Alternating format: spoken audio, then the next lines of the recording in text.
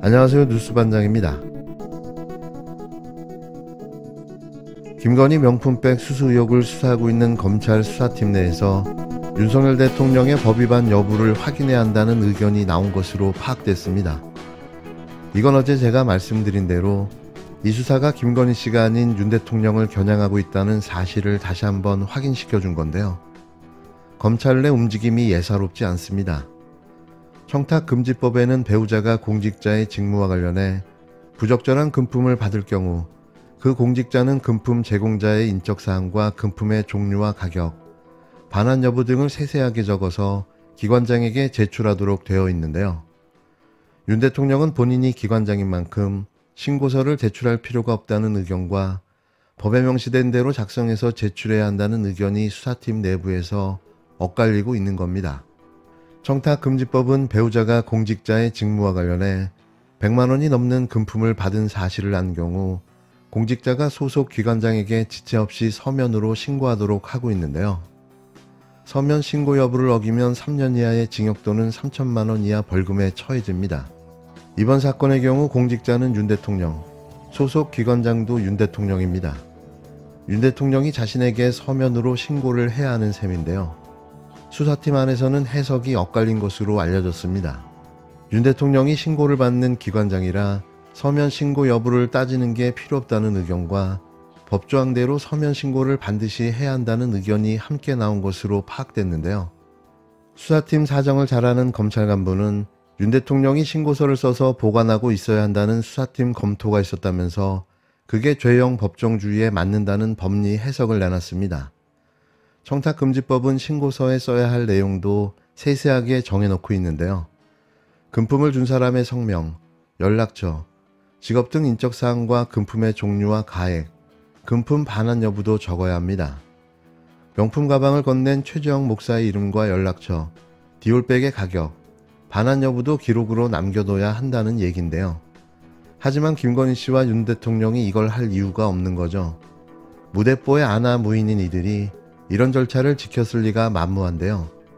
혹시 뒤늦게 작성해 뒀을 수도 있습니다. 수사팀 판단이 신고가 있어야 한다는 쪽으로 기운다면 수사는 윤 대통령을 겨냥하고 있는 건데요. 윤 대통령은 이 사건을 정치 공작으로 보고 있습니다. 하지만 김건희 씨의 명품백 수수 사실을 언제 알았는지, 서면 신고는 남겼는지, 가방을 어떻게 처리했는지 윤 대통령 본인이 구체적으로 밝힌 적이 없는데요.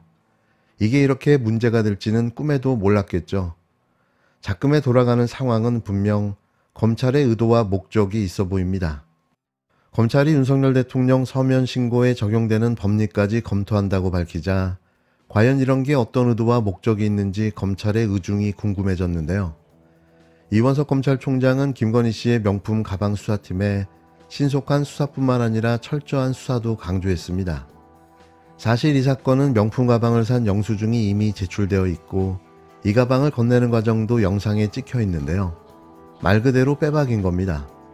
대통령실도 가방을 받았다는 사실 자체를 부인하지 않고 있는데요. 사건 구조도 단순한데 검사를 새로 3명이나 투입했습니다. 특수수사로 잔뼈가 굵은 부부장 검사를 선임하고 있고 특수통 검사 2명과 민감한 사건 조율에 능한 기획통 검사 1명을 배치했는데요. 수사팀의 면면을 보더라도 대통령실과 미리 조율된 일종의 약속 대련이다. 이렇게 보기에는 섣부른 판단으로 보입니다.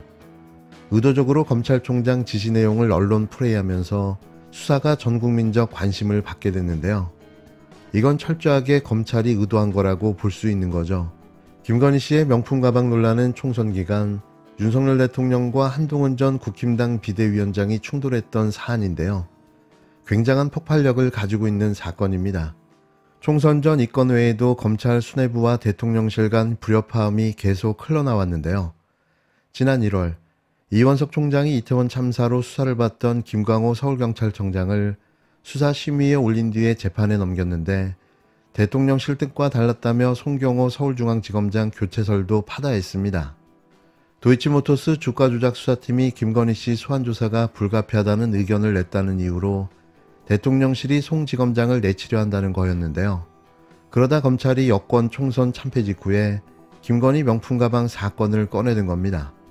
증거와 법에 따라 수사한다는 원칙을 강조하기는 했지만 검찰이 대통령실과 거리를 두고 제 갈 길을 가는 것이 아니냐는 이런 해석도 설득력을 얻고 있는데요. 이와 관련된 내용은 이미 어제 제가 말씀드렸습니다. 정치권 일각에서는 검찰이 명품백 수사를 들고 나와서 이걸로 더 큰 의혹 사건을 가리려 한다, 이런 의심들도 나오고 있는데요. 하지만 윤석열 검찰총장 때부터 검찰총장은 도이치모터스 사건에 관여할 수 없도록 지휘권이 박탈된 상태입니다. 그래서 유한석 총장이 명품 가방 수사를 언급하긴 했지만 사실상 도이치모터스 사건을 포함해 김건희 씨 수사 전반에 대한 검찰의 처리 방침을 드러낸 것이 아니냐는 해석도 나오고 있는데요.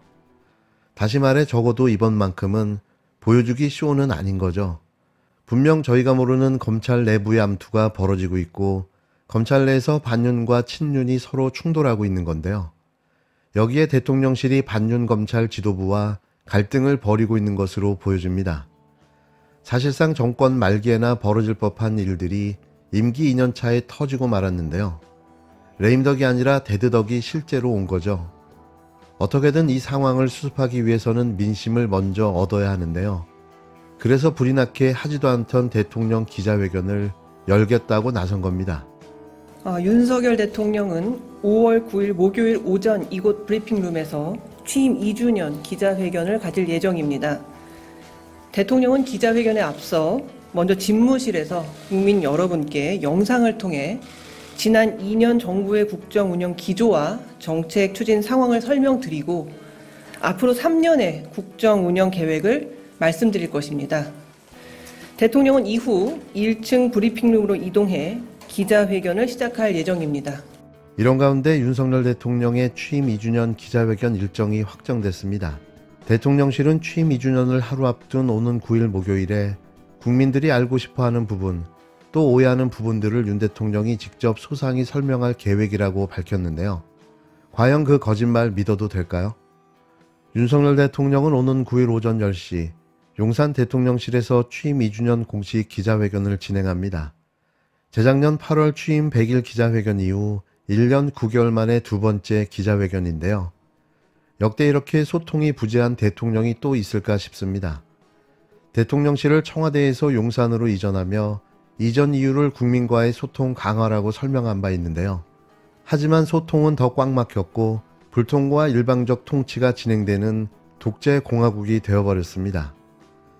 지난 취임 100일 첫 기자회견은 50분가량 진행됐고 대통령 모두 발언이 19분 정도 걸리면서 기자들의 질문은 30분 정도 받았는데요. 이번엔 모두 발언을 영상으로 대신하고 브리핑룸으로 자리를 옮겨 1시간 정도 기자들 질문에 대답할 계획입니다. 질문 주제는 제한하지 않기로 했는데요. 과연 가능할까요? 보고 읽는 것조차 제대로 소화되지 않는 윤 대통령이 직문직답이 가능할 리가 없는데요. 분명 사전 지시를 받고 준비한 답변을 읽는 방식으로 진행할 가능성이 높습니다. 이게 진짜 짜고 치는 고스톱, 약속 대련이 될 텐데요. 그러면서 또 이렇게 말하겠죠. 각본 없는 60분의 기자회견이었다고 말이죠. 오동훈 부장 공수처장으로 지명했었을 때 제가 또 물어봤어요. 오동훈에 대해서. 오동훈도 27기거든요. 오동훈에 대해서 이 사람은 어떠냐. 판사 출신이니까 뭐 특별히 그러지는 않는다. 하지만 자리에 가면 어떨지 모르지. 이거 되게 중요한 뉘앙스예요. 예. 자리에 가면 어떨지 모르지. 그런데 오동훈 부장은 수사력이 없으니까 밑에 사람들 장악력은 없겠지. 그렇지만 지금 이 공수처 밑에 있는 3-4명의 검사들이 이거 사활해 가지고 우리가 이번에 잘해보자. 왜냐면 이거 빼박이니까. 최상병 특검. 이거는 무조건 잘 될 수밖에 없어라고 생각하고 있고 손준성의 그 고발사주 검사, 그렇죠. 그 고발사주 관련된 재판 이것도 역시 빼박이니까 우리가 두 건만 잘하면 공수처는 살아남는다. 이 생각을 가지고 있었었는데 오동훈이가 나오면서부터 또 여러 가지 중간에 유지은이가 말을 자꾸 거짓말하고 번복하는 이 과정 거치면서 그냥 하지 말까? 할까? 막 이렇게 고민하고 있었다는 거예요. 예. 그러다가 오동훈이가 나 여기 관여하지 않아 라고 말하고 예. 오동훈이가 나는 이런 성향이야 라는 걸 이제 알려줬어요 우리한테. 나는 이런 성향이야는 그러니까 뭐 말하기가 나한테 힘들어요? 직접적으로 말하지는 않지만 쟤는 저런 성향이야 라고 말해줬어 사람들이. 그냥 권력이 있으면 그냥 권력에 권력하고 막 치고받고 싸우진 않지만 그걸 또 적극적으로 방해하지도 않는 사람이다. 전형적인 관료 출신이구나. 판사들의 성향이네. 판사들의 성향. 눈치가 빠르다는 말일 수도 그러니까 있죠. 괜히 나서가지고 미친 척하고 충성맹세한답시고 거기를 가지고 헤집어 들어가고 자기네 독박 쓰는 그런 스타일 절대 아니다.